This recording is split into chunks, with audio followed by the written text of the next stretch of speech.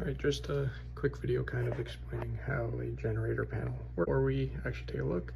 Quick thing to mention, just because we have a generator panel doesn't mean it was necessarily installed properly or all installed the same. So if something seems weird, you're not sure how something's working, reach out to someone who knows before you start playing around with it to make sure it is safe before you start working on anything. So basically in the generator panel, we have two main breakers here, switches.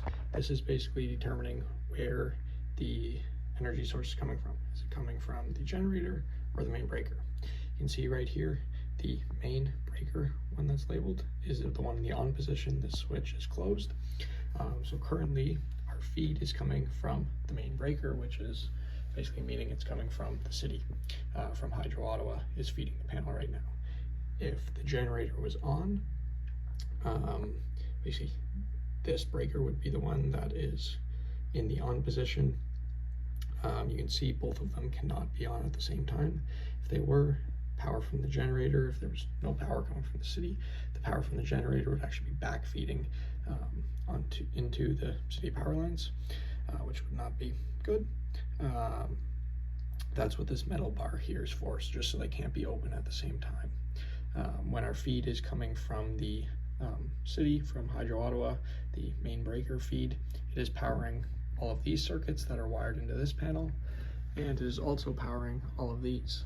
If our feed was only coming from our generator, it would only be feeding these ones. So these are usually, the most important ones to the house or to the building.